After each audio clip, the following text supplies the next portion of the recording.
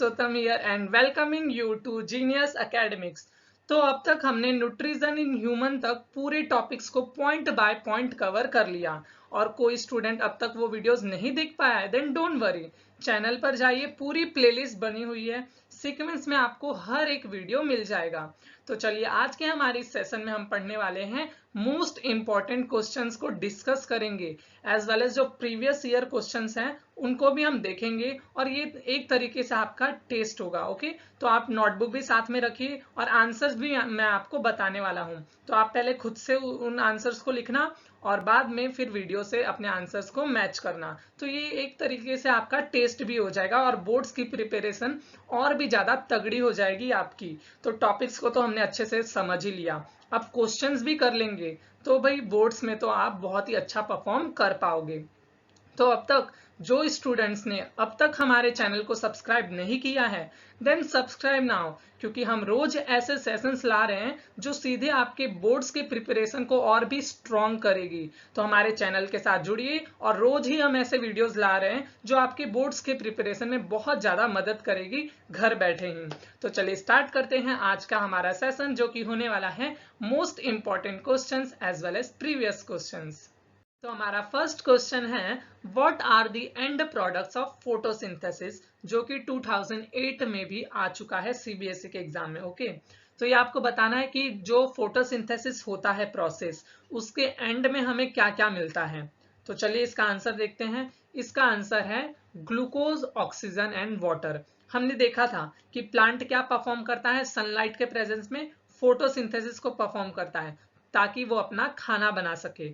Plant का खाना क्या होता है, ग्लूकोज होता है। वो सन के प्रेजेंस में क्या बना लेता है, सनलाइट के प्रेजेंस में अपना खाना यानी कि ग्लूकोज बना लेता है और उसके साथ साथ वो हमें क्या देता है, वो हमें ऑक्सीजन भी देता है और प्लांट वाटर भी छोड़ता है। तभी आप देखना जब आप धूप में कहीं भी जाओ ना प्लांट्स के पास तो आपको ठंडक मिलती है। क्यों मिलती है, इस वाटर की वजह से, क्योंकि उस वक्त वो फोटोसिंथेसिस करता है जिसकी वजह से वो ग्लूकोज भी बनाता है, साथ में ऑक्सीजन भी बाहर देता है हमारे लिए, एज वेल एज वो वाटर को भी रिलीज करता है। तो फोटोसिंथेसिस के लास्ट में हमें क्या क्या मिल रहा है, हमें ग्लूकोज मिलता है, हमें ऑक्सीजन मिलता है, एज वेल एज वाटर मिलता है।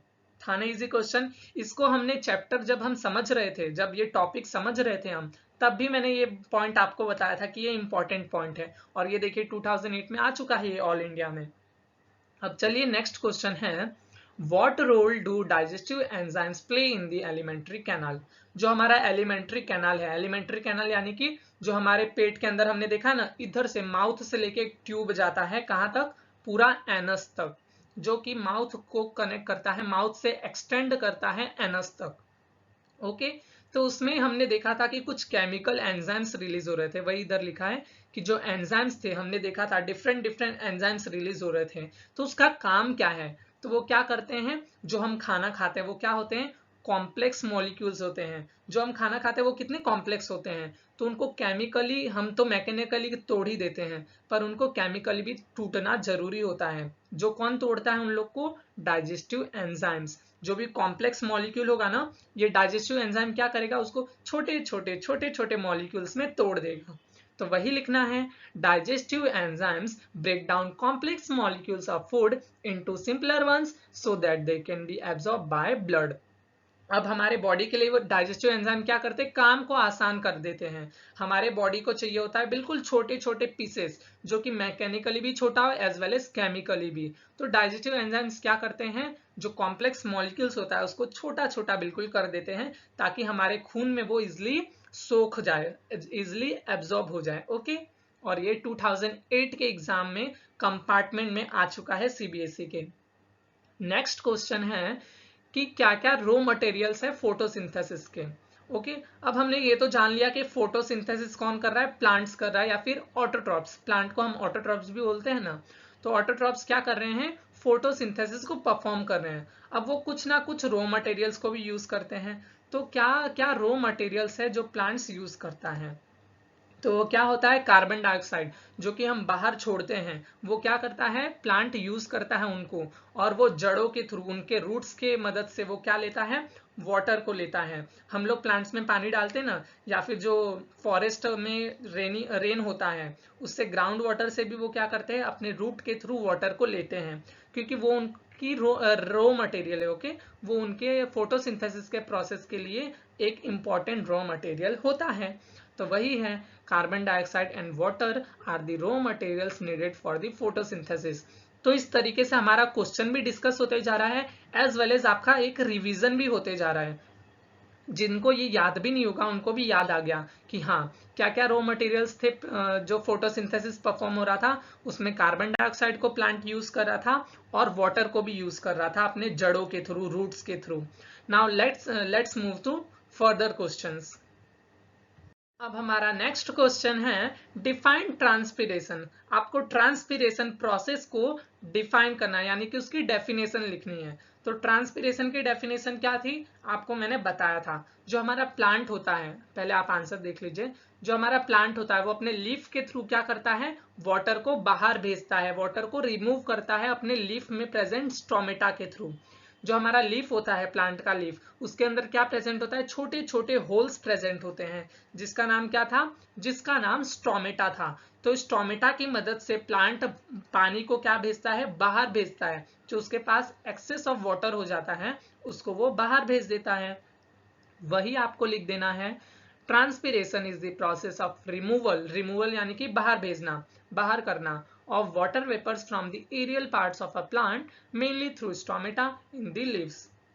जो हमारा प्लांट है वो क्या करता है, अपने एरियल पार्ट्स के थ्रू, एरियल पार्ट्स यानी कि जो भी उसके ग्रीन पार्ट्स है, लीफी प्लांट्स है, ओके, वहां से वो क्या कर देता है, प्लांट्स अपने एक्सेस वाटर को बाहर भेज देता है। और ये जो पानी को वो बाहर भेज रहा है, रिमूव कर रहा है अपने शरीर से, उसे हम क्या बोलते हैं, उसी प्रोसेस को हम बोलते हैं ट्रांसपिरेशन। ओके, समझ में आ गया। अब नेक्स्ट क्वेश्चन है, और हाँ ये देखिए, ये ऑल इंडिया का क्वेश्चन है 2014 का। तो ये भी इजी था ना, ट्रांसपिरेशन, बस आपको डेफिनेशन लिखनी थी और एक नंबर आपके हो गए। ओके, तो नेक्स्ट क्वेश्चन है हमारा, what is the role of saliva in the digestion of food.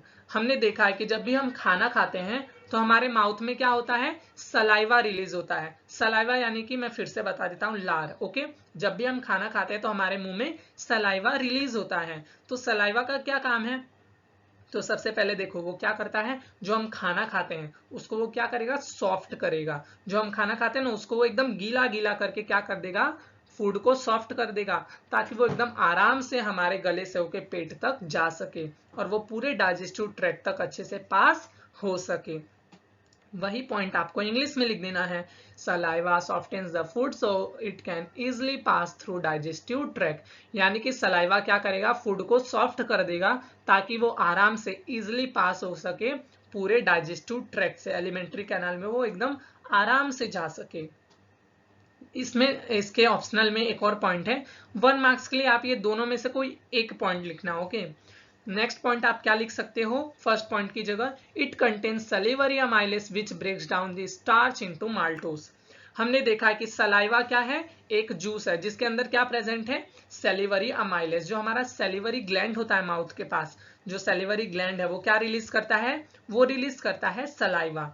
और सलाइवा के अंदर होता है सेलिवरी अमाइलेस, जो कि क्या करता है, स्टार्च को बिल्कुल केमिकली तोड़ देता है माल्टोस में या फिर शुगर में।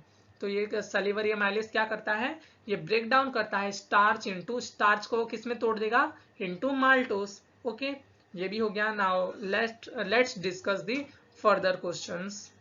Next question is, which enzyme is present in human saliva.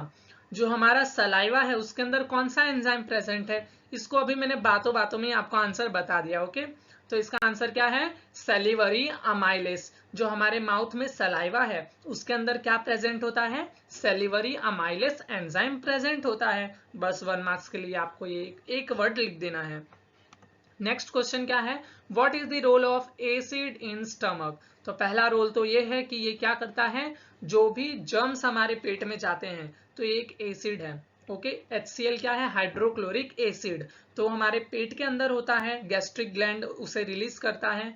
तो वो क्या करता है, जो भी खाने में जर्म्स होते हैं उसको क्या कर देता है, पेट में ही मार देता है, ताकि वो आगे जाके हमारे बॉडी को हार्म ना करे। और दूसरा पॉइंट, ये क्या करता है, पेप्सिन को एक्टिवेट करने के लिए एक एसिडिक मीडियम बनाता है। क्योंकि पेप्सिन हमने देखा था, ये HCl का क्या है, बहुत ही गहरा, बहुत ही बेस्ट फ्रेंड है। ओके, ये दोनों में बहुत ही गहरी फ्रेंडशिप है। पेप्सिन बोलता है जब तक HCl अपना एसिडिक इफेक्ट नहीं दिखाएगा ये कुछ भी नहीं करता। तो भाई HCl को क्या करना पड़ता है, अपना एसिडिक मीडियम बनाना पड़ता है, ताकि पेप्सिन एंजाइम जो है वो काम कर सके। और ये पेप्सिन क्या काम करता है, ये हमारे प्रोटीन को डाइजेस्ट करने का काम करता है। तो इस तरीके से HCl जो है वो पेप्सिन को भी एक्टिवेट करती है। दोनों में से एक पॉइंट आपको 1 मार्क्स के लिए लिख देना है। अब नेक्स्ट क्वेश्चन है, what is the role of mucus in our stomach. तो जहां पे एसिड रिलीज होता है उसी वक्त और क्या रिलीज होता है, म्यूकस भी रिलीज होता है। तो वो क्या कर लेता है, वो एसिड से हमारे पेट को बचा लेता है। क्योंकि एसिड जो है वो हमारे पेट को हार्म कर सकता है उसके एसिडिक इफेक्ट की वजह से। तो म्यूकस क्या करेगा, mucus protects the wall of stomach from the action of acid and pepsin. अब जो एसिड है उसके हार्मफुल इफेक्ट से हमारे पेट के वॉल को वो बचा लेगा। एक म्यूकस क्या करता है, एक कवर बना लेता है, जिसकी वजह से जो एसिड है वो हमारे पेट के वॉल तक नहीं पहुंच पाता, और वो उस कवर के अंदर ही एसिड अपना काम करता है, और इससे हमारे पेट को भी कोई प्रॉब्लम नहीं होती। Now let's discuss further questions. अब नेक्स्ट क्वेश्चन है, what is the role of large intestine. जो हमारा डाइजेस्टिव सिस्टम था, इसको हमने पिछले वीडियो में ही देखा था कि लार्ज इंटेस्टाइन का काम क्या है हमारे पूरे डाइजेस्टिव सिस्टम में। तो ये क्या करता है, जो भी बचा खुचा पानी रह जाता है उसको ये क्या कर लेता है, उसको ये एब्जॉर्ब कर लेता है। और ये 2013 में आ चुका है कि ये क्या करेगा, reabsorption of water takes place in large intestine. Large intestine के अंदर जो है बचा खुचा पानी वो क्या हो जाता है, वो एब्जॉर्ब हो जाता है, ताकि हमारे बॉडी से पानी की वेस्टेज ना हो जाए, क्योंकि हमारे बॉडी को वाटर की रिक्वायरमेंट है। Now next question is, what are the outside raw materials used by an autotroph. Autotroph कौन कौन से रॉ मटेरियल्स को यूज करते हैं। तो इसमें क्या है, autotrophs can use simple inorganic molecules like water and carbon dioxide. जो हमारे ऑटोट्रॉप्स होते हैं वो सिंपल से इनऑर्गेनिक मॉलिक्यूल्स को यूज करते हैं, जैसे कि पानी, कार्बन डाइऑक्साइड। ओके, जैसे कि वाटर हो गया और कार्बन डाइऑक्साइड हो गया, ये सारे क्या है, सिंपल सब्सटेंस है जिसको ये ऑटोट्रॉप्स यूज करते हैं। Next question is, name mode of nutrition in the following organism, fungi and amoeba. Fungi और अमीबा में कौन सा मोड ऑफ न्यूट्रिशन होता है वो हमें बताना है इस क्वेश्चन में।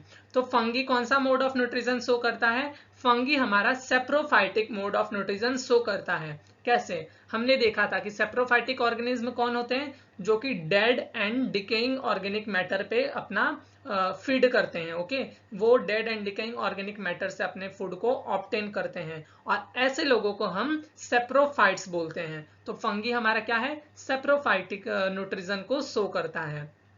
अमीबा, अमीबा कौन सा मोड ऑफ न्यूट्रिशन शो करता है, होलोजोइक। ओके, होलोजोइक न्यूट्रिशन में क्या होता है, ऑर्गेनिज्म क्या करते हैं, वो प्लांट्स या फिर एनिमल्स के पार्ट्स से अपने फूड को ऑब्टेन करते हैं। तो उस कैटेगरी में कौन आ जाता है, हमारा अमीबा आ जाता है। ओके, तो ये भी प्रीवियस ईयर क्वेश्चन है, आपको ध्यान में रखना है कि फंगी हमारा सेप्रोफाइटिक है और अमीबा हमारा होलोजोइक है। अब हमें बताना है व्हाट इज पेरिस्टाल्टिक मूवमेंट। तो पेरिस्टाल्टिक मूवमेंट हम सभी जानते हैं कि जब हम खाना निगलते हैं तो वो कभी भी हमारे पेट में अचानक से नहीं गिर जाता, वो बिल्कुल आराम आराम से जाता है। और ये कैसे पॉसिबल हो पाता है, जो हमारा फूड पाइप है जिसे हम क्या बोलते हैं, इसोफेगस, तो उसमें क्या होता है, कॉन्ट्रैक्शन रिलैक्शन, कॉन्ट्रैक्शन रिलैक्शन, जिसकी वजह से हमारा खाना जो है वो बिल्कुल धीरे धीरे बिल्कुल आराम से पेट तक पहुंच जाता है। कभी ऐसा नहीं होता कि हमने खाना खाया तो हमें पेट में चोट लगती है, ऐसा कभी नहीं होता। ये क्यों नहीं होता, क्योंकि पेरिस्टाल्टिक मूवमेंट हो रहा है। पेरिस्टाल्टिक मूवमेंट हमारे फूड को बिल्कुल आराम से पेट तक पहुंचा देता है। तो ये इसको कैसे डिफाइन करेंगे, contraction and expansion of alimentary canal to push the food forward is called peristalsis. यानी कि हमारे फूड पाइप में क्या होता है, पीछे से कॉन्ट्रैक्शन होता है तो क्या होता है, फूड को धक्का लगता है, और नीचे से रिलैक्सेशन होता है तो फूड को रास्ता मिलता है जाने के लिए। तो ऐसे पीछे से धक्का मिल रहा है, आगे से रास्ता मिल रहा है, तो ऐसे क्या हो रहा है, फूड धीरे धीरे करके हमारा पेट तक पहुंच जाता है, और इसी मूवमेंट को हम बोलते हैं पेरिस्टाल्टिक मूवमेंट। ये एक अनोखा सा मूवमेंट है जिसे हमने नाम दिया है पेरिस्टाल्टिक मूवमेंट। तो ये आपको याद रखना है 1 मार्क्स के लिए। अब हमें बताना है what are the end products of photosynthesis. I think ये रिपीट हो गया है, इसका आंसर हमने देख लिया था कि ग्लूकोज, ऑक्सीजन एंड वाटर हमारे फोटोसिंथेसिस के एंड प्रोडक्ट्स हैं। चलिए फर्दर क्वेश्चंस देखते हैं। तो हमारा नेक्स्ट क्वेश्चन है what is the mode of nutrition in fungi. ऐसा सिमिलर क्वेश्चन हमने पीछे भी देखा था। तो ये बोर्ड्स में क्या होता है, एक ही क्वेश्चन को वो कई बार घुमा घुमा के पूछ लेते हैं, तो इसलिए हमें प्रीवियस ईयर क्वेश्चंस को देखना बहुत जरूरी रहता है। देखिए सेम क्वेश्चन हमने सिमिलर पीछे देखा था और सेम क्वेश्चन इधर भी आ गया, और ये प्रीवियस ईयर के क्वेश्चंस है। तो बोर्ड क्या कर रहा है, एक ही क्वेश्चन को घुमा घुमा के पूछ रहा है। तो इसका आंसर क्या होगा, सेप्रोफाइटिक होगा। सेप्रोफाइटिक यानी कि जो dead and decaying organic matter पे फीड करते हैं, जो मर चुका है और जो सड़ने लगा है उधर से ये क्या करता है, फंगी अपने फूड को लेता है। तो ऐसे लोगों को हम सेप्रोफाइटिक मोड ऑफ न्यूट्रिशन में डालते हैं। अब है हमारा next question, from which structure the free oxygen gas produced during photosynthesis is released. And your options are epidermis, stomata, guard cell, cortex. अब देखिए इसमें हमें पूछा है कि वो कौन सा पार्ट है, कौन सा स्ट्रक्चर है जहां से हमारे फोटोसिंथेसिस के वक्त क्या हो रहा है, ऑक्सीजन बाहर आ रहा है। तो कहां से बाहर आता है, हमारे स्टोमेटा के थ्रू बाहर आता है। अब कई लोग इधर गार्ड सेल भी ऑप्शन टिक कर देते हैं, तो इधर मैं बता दूं कि गार्ड सेल क्या कर रहे हैं, ओपनिंग एंड क्लोजनिंग में सिर्फ क्या कर रहे हैं, मदद कर रहे हैं, ना कि उधर से बाहर आ रहा है। वो गार्ड सेल क्या कर रहा है, सिर्फ मदद कर रहा है स्टोमेटा को खुलने में और बंद होने में। बस गार्ड सेल से, इस गार्ड सेल का इससे ज्यादा कोई काम है नहीं। तो हमारा जो स्टोमेटा है उधर से क्या आ रहा है, ऑक्सीजन बाहर आता है। मैंने आपको बताया था स्टोमेटा क्या है, स्टोमेटा स्मॉल होल्स प्रेजेंट होते हैं जो कि हमारे लीफ पे, वही हमारे स्टोमेटा है। तो ऑक्सीजन कहां से बाहर आएगा, इन्हीं होल्स के थ्रू, यानी कि जिसे हम क्या बोलते हैं, स्टोमेटा। स्टोमेटा के थ्रू ऑक्सीजन बाहर आते हैं। अब हमारा नेक्स्ट क्वेश्चन है, villi present on the internal wall of intestine help in, and your options are emulsification of fat, breakdown of proteins, absorption of digested food, digestion of carbohydrate. जो हमने villi देखा था, विलाई कहाँ पे थे, जो हमारा स्मॉल इंटेस्टाइन होता है ना, पेट के नीचे, वो क्या होता है, उसके अंदर विलाई प्रेजेंट होता है। और ये विलाई दिखता कैसा है, ये मैंने पिछले वीडियो में जस्ट बताया था कि विलाई हमारे फिंगर लाइक प्रोजेक्शन की तरह होते हैं, ऐसे ऐसे हमारे स्मॉल इंटेस्टाइन के अंदर। तो वो किसमें मदद कर रहे थे, हमने देखा था विलाई क्या कर रहे थे, एब्जॉर्प्शन कर रहे थे डाइजेस्टेड फूड का। जो हमारा फाइनल डाइजेशन है वो कहाँ पे कंप्लीट हो रहा था, स्मॉल इंटेस्टाइन के अंदर। तो स्मॉल इंटेस्टाइन के अंदर ये जो विलाई प्रेजेंट होते हैं वो क्या करते हैं, जो भी फूड डाइजेस्ट हो गया वो पूरे काम की चीज क्या कर लेंगे, बॉडी के अंदर एब्जॉर्ब कर लेंगे। तो विलाई का यही काम है, वो क्या करता है, absorption of digested food.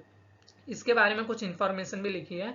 The small finger like projection that is villi present in the intestine increase the surface area for better absorption of digested food. ये पॉइंट मैंने आपको पहले ही कवर करवा दिया है।